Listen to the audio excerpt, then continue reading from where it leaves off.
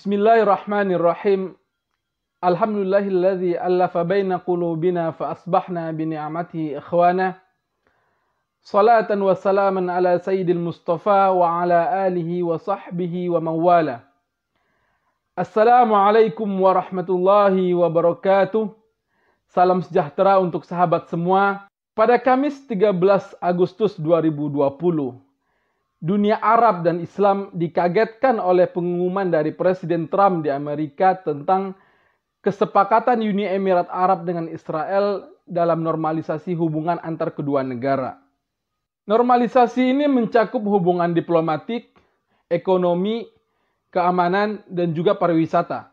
Well, thank you very much. This is very important. This is a big event, and I want to just congratulate all of the people standing behind me because they have done an incredible job. This is something that hasn't been done in more than 25 years. Just a few moments ago, I hosted a very special call with two friends, Prime Minister Benjamin Netanyahu of Israel and Crown Prince Mohammed bin Zayed of the United Arab Emirates, where they agreed to finalize a historical peace agreement. Everybody said this would be impossible. And as you know, Mohammed is one of the great leaders of the Middle East. After 49 years, Israel and the United Arab Emirates will fully normalize their diplomatic relations. Kalau kita membuka sejarah hubungan antara dunia Arab dengan Israel, kita akan menemukan konflik antar kedua belah pihak ini termasuk yang paling lama terjadi. Konflik antar kedua belah pihak sudah berlangsung dalam kurun waktu kurang lebih 5 dekade. Kalau kita boleh menyebut normalisasi dengan Israel adalah sebuah pukulan bagi dunia Arab, maka normalisasi yang dilakukan oleh Mohammed bin Zayed ini adalah pukulan ketiga yang diterima oleh dunia Arab. Normalisasi pertama yang dilakukan oleh negara Arab adalah normalisasi yang dilakukan oleh Presiden Mesir ketika itu Anwar Sadat pada tahun 1979. Ini adalah buntut dari perjanjian Camp David antara Mesir dengan Israel. Normalisasi kedua dilakukan oleh Raja Yordan ketika itu, Raja Hussein bin Talal, pada tahun 1994, yang kita kenal dengan perjanjian Wadil Arabah. Dan normalisasi ketiga yang baru saja dilakukan oleh Mohammed bin Zayed sebagai putra mahkota Uni Emirat Arab, atau yang mereka sebut dengan nama perjanjian Abraham. Konflik yang terjadi antara dunia Arab dengan Israel tidak hanya konflik militer, tetapi juga konflik budaya, konflik sakofah, konflik ekonomi, dan yang paling penting adalah konflik agama. Ketika umat Yahudi di Israel salah dalam memahami agamanya karena salah dalam memahami Taurat dan Talmud, bertemu dengan rasa nasionalisme dan cinta tanah air yang dimiliki oleh bangsa Arab, atau khususnya bangsa Palestina, maka akan menjadi mustahil terjadinya perdamaian antar kedua belah pihak, kecuali ada salah satu pihak yang mengalah atau yang dikalahkan. Melihat situasi penjajahan Israel di Palestina, dari dulu hingga sekarang saya berpendapat bahwa konflik yang terjadi antara bangsa Arab dengan Israel adalah konflik eksistensi. Jadi saya tidak meyakini solusi dua negara yang ditawarkan oleh dunia sebagai jalan menuju perdamaian. Kalau kita urut faktor konflik antara dunia Arab dengan Israel, di sana kita akan menemukan yang pertama ada faktor militer, yang kedua ekonomi, yang ketiga sumber daya alam, yang keempat geografi, dan yang terakhir ada faktor agama. Beberapa faktor di atas tidak hanya membuat perdamaian antara dunia Arab dengan Israel menjadi hal mustahil, tetapi juga bisa menjadi bom waktu yang kapan saja bisa meledak. Jadi, perjanjian antara dunia Arab dengan Israel yang ada hari ini sama sekali tidak menjamin tidak akan terjadinya peperangan. Karena perjanjian tersebut hanyalah perjanjian antara elit kedua negara yang bersifat temporer, bukan perjanjian yang lahir dari kesadaran dan kerelaan rakyat. Itu sebabnya hingga hari ini kita masih melihat rakyat Mesir dan Yordan terus mendukung kemerdekaan Palestina walau pemerintah kedua negara telah memiliki perjanjian damai dengan Israel. Saya sendiri lebih suka menyebut normalisasi antara Uni Emirat Arab dengan Israel yang baru saja terjadi dengan normalisasi Mohammed bin Zayed. Karena memang pada faktanya normalisasi ini adalah inisiatif Mohammed bin Zayed sendirian. tanpa melibatkan pihak yang lebih berwenang seperti kepala negara apalagi rakyat Uni Emirat Arab. Setelah Trump mengumumkan normalisasi tersebut, Benjamin Netanyahu mengatakan bahwa telah terjadi kesepakatan bersejarah antara Uni Emirat Arab dengan Israel. Normalisasi ini ke depannya tidak akan hanya mengubah hubungan Israel dengan Uni Emirat Arab, tetapi yang jauh lebih penting adalah akan mengubah hubungan antara Israel dengan dunia Arab bahkan dunia Islam. Dari Kairo, Presiden kudeta Mesir Abdul Fattah al-Sisi menyambut baik normalisasi ini. Al-Sisi berharap normalisasi yang dilakukan oleh Mohammed bin Zayed menjadi langkah awal perdamaian dunia Arab dengan Israel di Timur Tengah. Namun tanggapan berbeda datang dari dalam Palestina sendiri. Gerakan Hamas mengatakan bahwa yang dilakukan oleh Mohammed bin Zayed sama sekali tidak membantu perjuangan bangsa Palestina. Dan normalisasi ini telah menusuk perjuangan rakyat Palestina dari belakang. Begitu juga yang disampaikan oleh organisasi Fatah.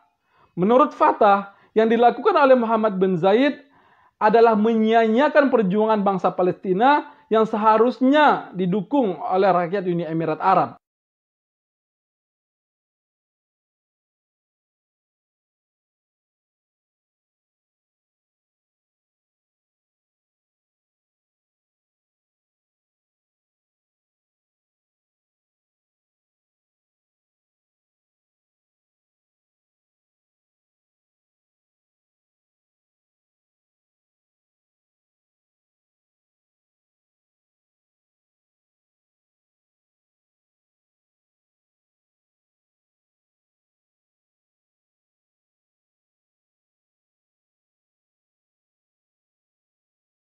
Saya pribadi tidak terkejut dengan langkah politik yang diambil oleh Mohammed bin Zayed terkait normalisasi hubungan dengan Israel.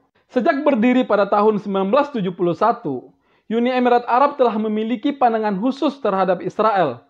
Itu sebabnya kita tidak pernah mendengar dalam sejarah Uni Emirat Arab terjadi keributan dengan Israel. Berbeda dengan negara-negara Arab lainnya yang sering terjadi gesekan bahkan peperangan dengan Israel. Saya ingin membaca kasus normalisasi Uni Emirat Arab dengan Israel ini dari skala yang lebih besar. Saat ini sedang terjadi persaingan antara kelompok atau kekuatan Arab Zionis melawan Arab Islami di kawasan. Proyek Arab Zionis dikendalikan oleh pemimpin-pemimpin Arab yang kontra terhadap Arab Spring, seperti Saudi Arabia, Uni Emirat Arab, Mesir, termasuk di dalamnya Bahrain. Adapun proyek Arab Islami dikendalikan oleh pemimpin-pemimpin Arab yang pro terhadap Arab Spring, seperti Qatar, Oman, yang dibantu oleh Turki. Sejak lama, Uni Emirat Arab telah dipilih oleh Israel untuk memerangi Arab Spring di Timur Tengah. Karena stabilitas dari sistem demokrasi akan menjadi ancaman tidak hanya bagi pemimpin diktator, tetapi juga bagi Zionis sendiri. Itu sebabnya, dalam setiap konspirasi yang menimpa negara-negara Islam, mulai dari Tunis hingga Malaysia, selalu kita temukan jejak tangan Abu Dhabi. Jadi menurut saya, pengumuman normalisasi hubungan antara Uni Emirat Arab dengan Israel kemarin, tidak lebih dari sekadar pengumuman hubungan mesra yang memang sudah berlangsung lama. Tidak ada satu hal baru di sana. Normalisasi yang dilakukan oleh Mohammed bin Zayed hanyalah sebagian kecil wajah baru hubungan dunia Arab dengan Israel ke depan. Efek dari normalisasi yang dilakukan Mohammed bin Zayed sangat berbeda dengan efek yang timbul dari normalisasi yang dilakukan oleh Anwar Sadat atau Raja Hussein dulu. Yang dilakukan oleh Anwar Sadat atau Raja Hussein dahulu demi kepentingan atau keamanan nasional Mesir atau Yordan. Sedangkan yang dilakukan oleh Mohammed bin Zayed ini adalah kampanye agar dunia Arab menerima keberadaan Israel di tanah Arab. Setelah ini kita akan melihat negara-negara Arab dengan latah melakukan normalisasi hubungan dengan Israel. Bahrain dengan Arab Saudi menurut saya adalah dua negara pertama yang akan mengikuti langkah Uni Emirat Arab. Apalagi kita mengenal Mohammed bin Zayed sebagai mentor politik Mohammed bin Salman. Banyak keputusan strategis dari Riyadh sebenarnya diambil dari Abu Dhabi. Maka menurut saya, normalisasi hubungan antara Israel dengan Arab Saudi hanya masalah waktu. Pertanyaannya adalah, Mengapa Uni Emirat Arab baru meresmikan hubungannya dengan Israel sekarang? Yang pertama, saya melihat ini erat kaitannya dengan menguatnya kekuatan beberapa negara Teluk yang menjadi pesaing Uni Emirat Arab seperti Qatar dan Oman. Apalagi kedua negara tersebut memiliki kerjasama militer yang kuat dengan Turki, yang mana Turki adalah seteru utama Uni Emirat Arab di kawasan. Keberadaan militer Turki di Qatar dan Oman membuat posisi Uni Emirat Arab terjepit.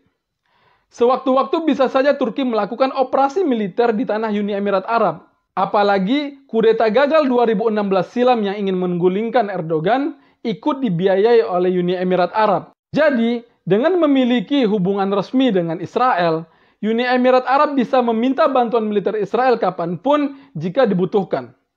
Yang kedua, perang di Yaman yang dinyalakan oleh Uni Emirat Arab bersama koalisi telah menjadi sebab ketakutan tersendiri bagi Uni Emirat Arab akan serangan dari Iran. Harapannya, ketika Uni Emirat Arab memiliki hubungan diplomatik dan juga hubungan keamanan dengan Israel, Iran akan berpikir ulang untuk menyerang Uni Emirat Arab secara langsung.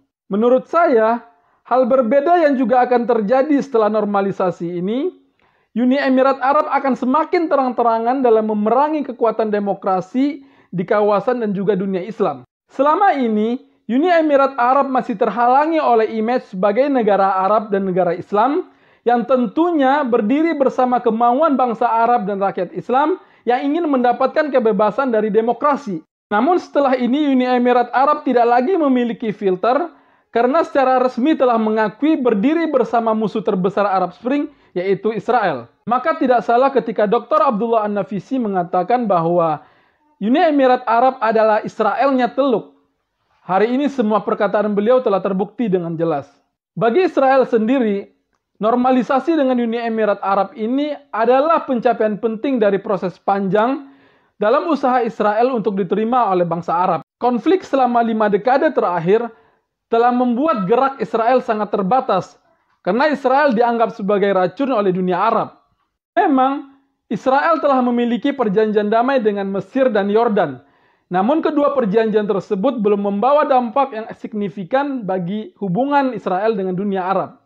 Di sisi lain, normalisasi ini juga akan mempermudah peta damai atau deal of the century yang digagas oleh Trump dan juga akan mempermudah berhasilnya proyek NEOM yang digagas oleh Mohammed bin Salman. Ketika Uni Emirat Arab dan nanti diikuti oleh Saudi Arabia telah memiliki hubungan diplomatik dengan Israel, maka menghubungkan Israel dengan dunia Arab akan semakin mudah, terutama lewat proyek NEOM yang digagas oleh Mohammed bin Salman. Ketika hal ini terjadi, maka ini akan menjadi kemenangan sesungguhnya bagi Israel.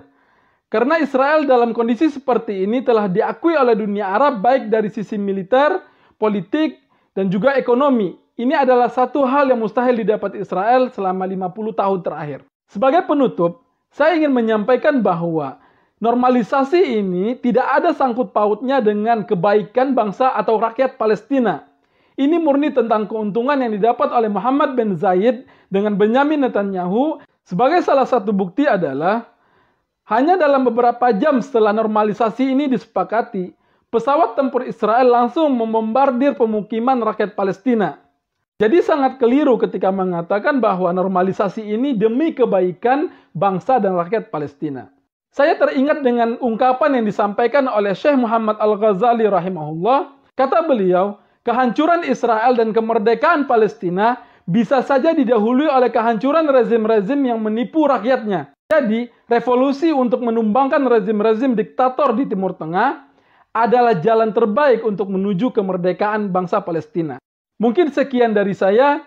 Semoga bermanfaat. Assalamualaikum warahmatullahi wabarakatuh.